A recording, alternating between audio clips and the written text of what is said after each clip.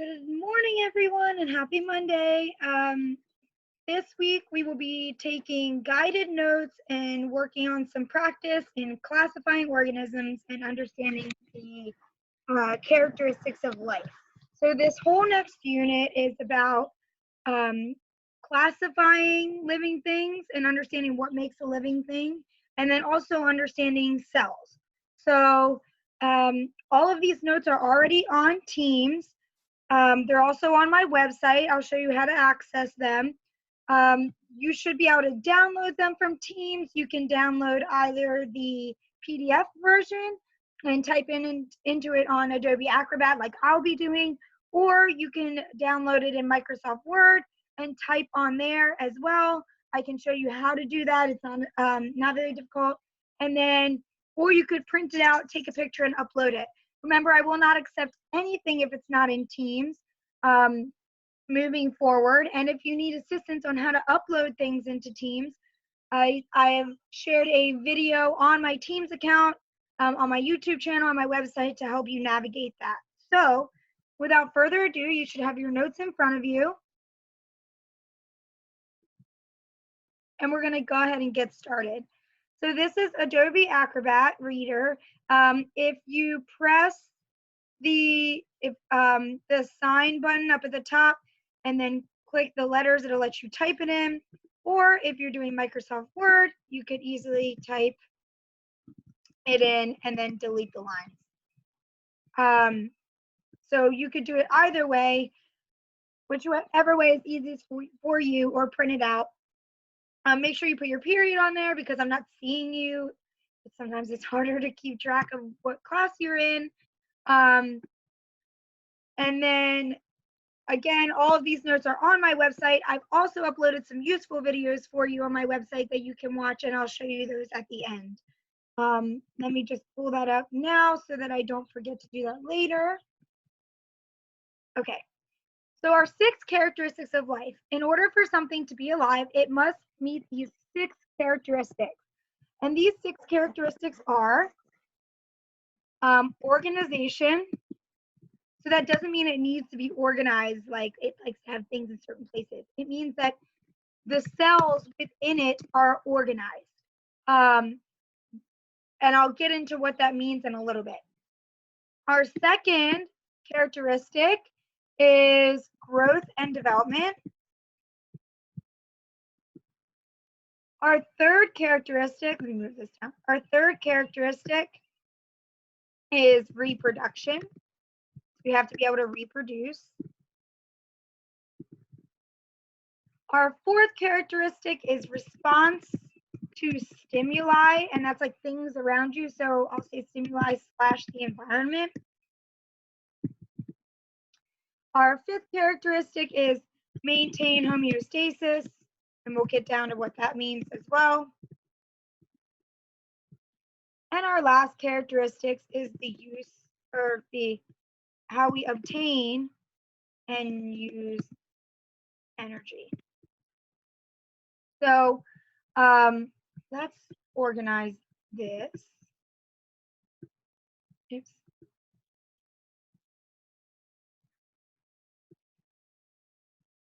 And see if we can make it a little bit bigger. There we go. And that way it fits. All right. So what I mean by organization of cells, well, first of all, you need to know what a cell is. A cell is the smallest unit of life. So you know that we have atoms, and atoms make up matter. Well, matter is not living things. Like this coffee mug is not a living thing, but it is made up of atoms. Living things, organisms such as you and me, are made up of cells, and the human body has trillions of cells, and each one has a specific job.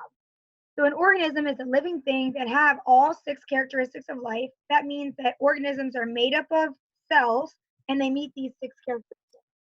So organization of cells, these smallest units of life, can either be organized as unicellular, uni meaning one, like a unicycle, right? So I want you to think of a unicycle has one wheel. Whereas multicellular, multi means more than one. Like a multiplayer is more than one player, right? Just a way to keep you remember what that means. So unicellular organisms are living things that are made of one cell. And if you did the study island, you notice that the way that things were organized from the very broadest category were based off of how many cells they had, and if they had a nucleus or not. So were they unicellular or multicellular, and then did they have a nucleus or not? And I'll get into that as well. So multicellular organisms are living things that are made of more than one cell. And that more than is my most important part. Oops. Okay. So now we have something called prokaryotes and eukaryotes. Prokaryotes means that there is no nucleus. And I remember this because pro and no rhyme. So it helps me to remember that prokaryotes have no nucleus, whereas eukaryotes do. So eukaryotes have a nucleus, and I always think like you and new rhyme, like they do have a nucleus. So we organize cells based off of whether they're one cell or whether they're more than one cell, and then also are those cell or cells, do they contain a nucleus or not? If you don't know what a nucleus is, we'll get into that later this unit, but for the purposes of this, a nucleus is like a control center. So it's like, think about your body as a government. The government would be like, the nucleus would be like the White House, or it's like how your brain controls everything in your body. So the nucleus is what controls everything. Growth and development is our second characteristic of life. All living things must grow and develop. And so there is a difference between growth and development. If you are growing, it means you're growing in size, whereas you're developing, it means that you are gaining skills, or you're like finger dexterity, or your body is developing and changing. So growth is just a change in size, whereas development is a change overall. So for example, like I said, growth is like growth in size. So we all started as babies, and then we grew in size. If you are unicellular, you're just going to grow in size, but if you are multicellular, it means that you're going to grow in cell, the amount of cells. So development, on the other hand, is changes during an organism's lifetime. Oops.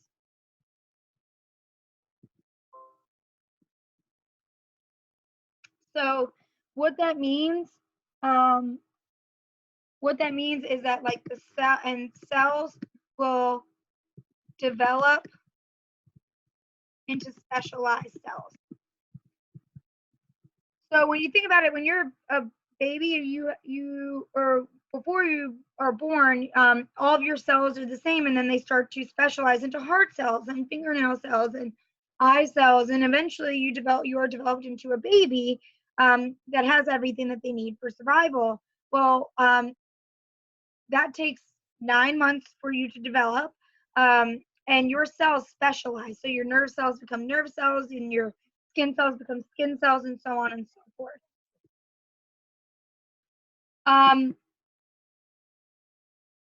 Reproduction is our third. So to keep a species alive, organisms need to reproduce so they don't go extinct. This is why, even though like we hate when animals are in captivity, Some animals that are on the endangered species list are kept in captivity, and that's because we want to help them mate so that they can ensure the survival of their species.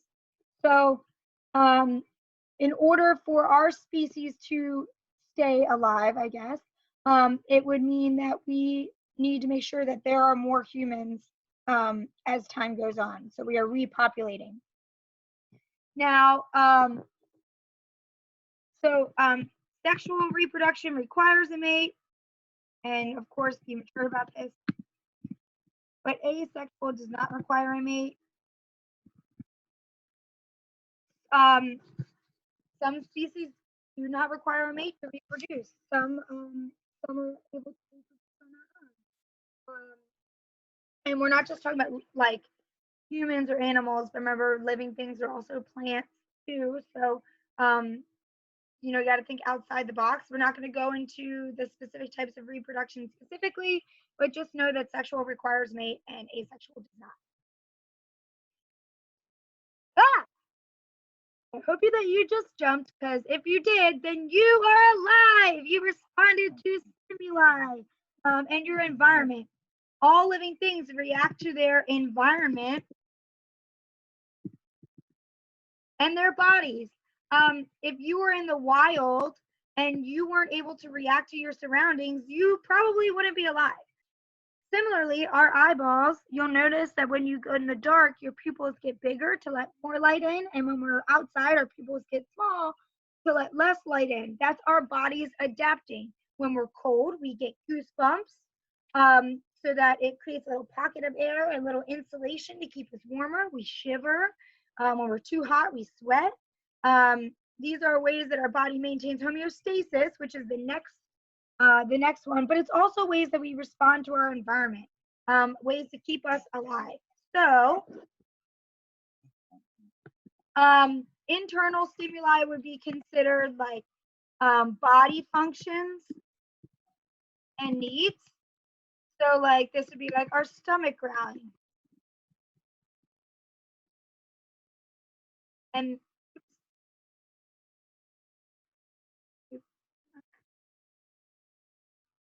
that means we eat, right? We're responding to our body. Our bladder is full.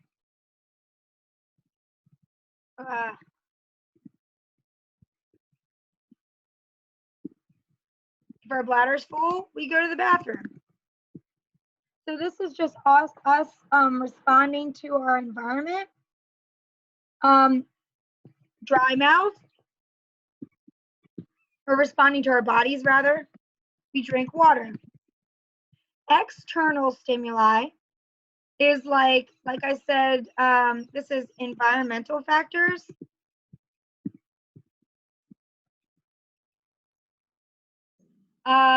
This is like when our light, our pupils adjust to light.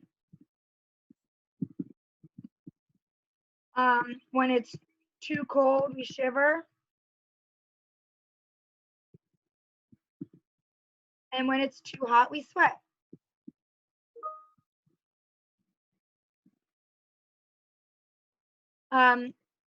Remember that plants and animals or living things may respond differently.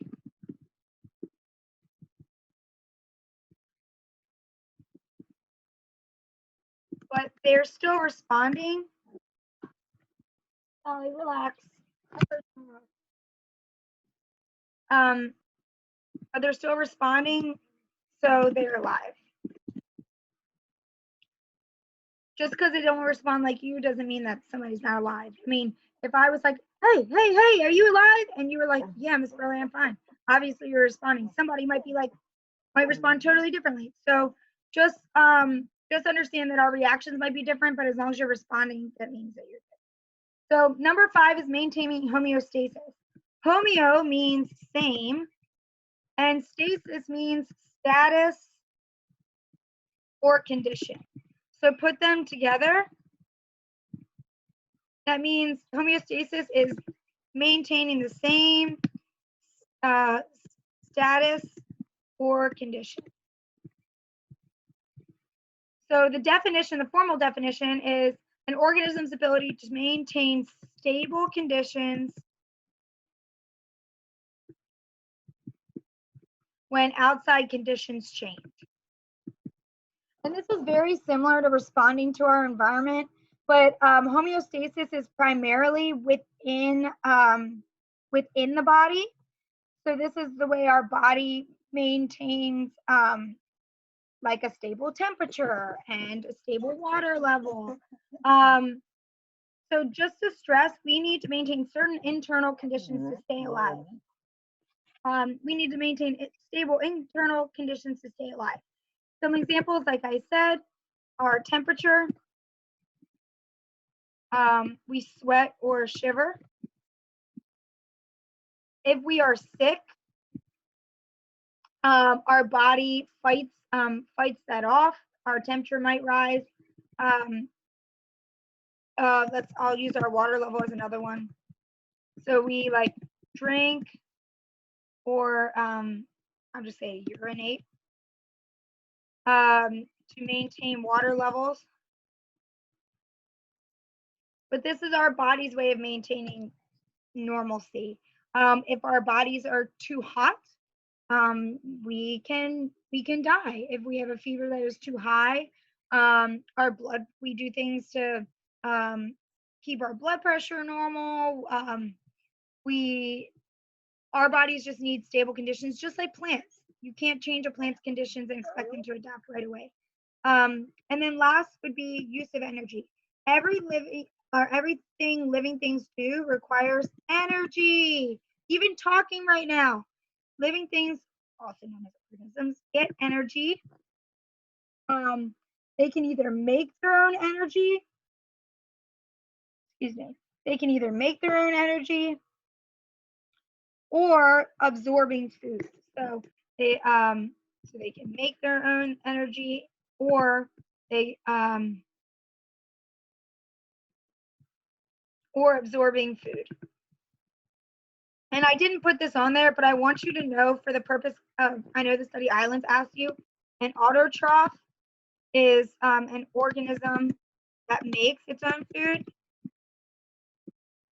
Oops. And auto means self, like an autobiography is someone writes about themselves. But a heterotroph gets food from somewhere else.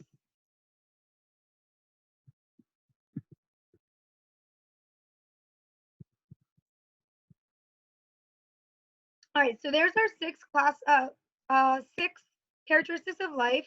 Like I said, we have organization of cells, growth and development, reproduction, response to stimuli or the environment, maintaining homeostasis, that's stable condition inside, and obtaining and using energy.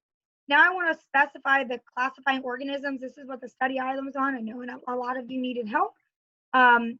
So this is kind of additional notes. You should also see that I put study island notes from the explanation section. Please use those to your advantage. You can also do that yourself by copying and pasting the explanation section into a Word document. But classifying organisms, we need to know what living things are, what they're grouped or categorized into. We're always discovering new things. And it's important for us so that we know what we're looking at, know where to find them. So classifying is when we group according to characteristics, just like you guys do in your notebooks. All of your science work is together, all of your ELA work is together, all of your history and your math work is together, or aisles in a grocery store. Imagine how hard it would be to find everything you needed in a grocery store if there weren't aisles. It would take 3 times as long. So we classify organisms based on those 6 characteristics that we just talked about, which is why it's important for us to know what they are, because the way that cells are organized, how they reproduce, how they maintain homeostasis, how they get and use their energy, the way they grow up, develop, and the way they respond to their environment tells us a lot about what group that they're going to be classified into. So we use the, I would say that this is something called the Linnaean system, or the taxonomy. There is a scientist named Carolus Linnaeus who developed this. I believe it was what I feel like is 1700s, 1800s that he developed this. Um, and it's actually been used to classify things ever since. There were societies called the Linnaean societies that were called upon when new things were discovered to classify them into groups. So we have the Linnaean system, and it starts very broad and then gets more specific as you get more closest to the point. So the point of this is species. So I always think that the word species means specific. So the species is the most specific it could ever get. So we start with something broad in a domain. We're going to classify humans in this case. So eukarya, we know, has a nucleus. So there's organization of cells. Kingdom is animals. We move on their own. So the way we respond to our environment, the way we obtain food as well, we have to be able to move. Chordatus or core means that we have a backbone. So again, the way we grow and develop.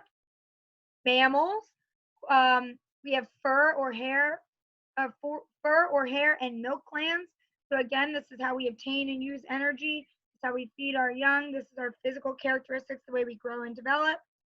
So we are primates, mammals with collarbones and grasping fingers. Again, the way we grow and develop, the way we respond to our environment. Hominids is our family.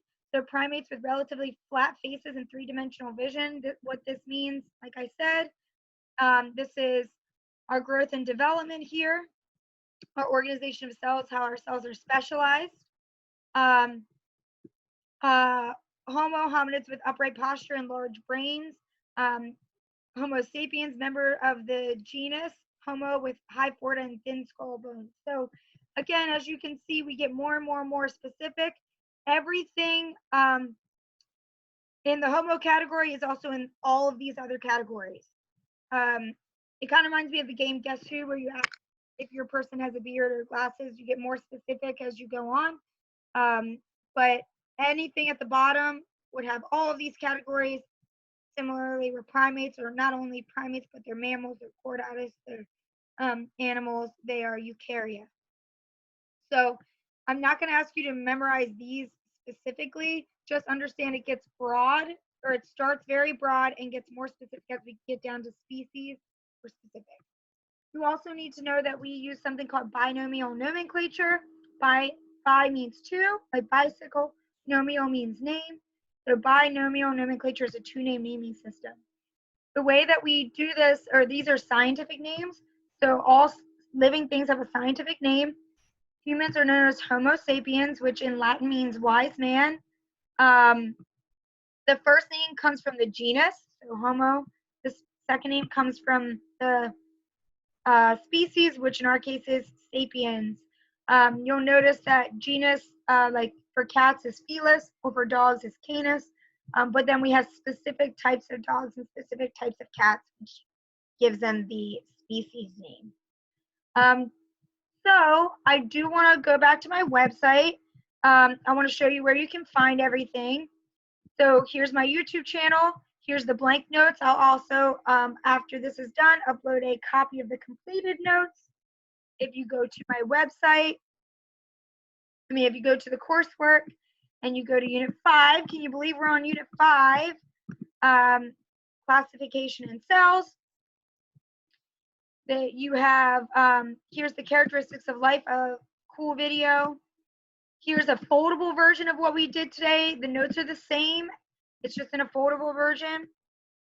And then classification with another video. I highly recommend that you watch these videos for clarification.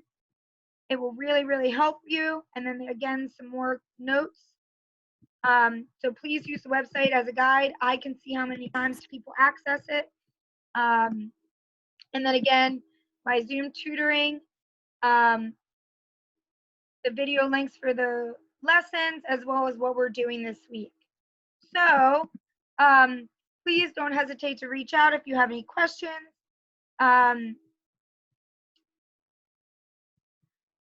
Please don't hesitate to reach out if you have any questions. I'm here for you. Remember, I have tutoring tomorrow at 3. tutoring on Thursday at 9, and this assignment is going to be due by Friday at 4 p.m. So you have all week to get this done, and you'll be given a practice assignment on something called dichotomous keys on Wednesdays. So don't procrastinate because you'll be getting something else from me too. I hope you guys have a great week. Stay safe. I miss you. Love you. And I'll talk to you soon. Bye.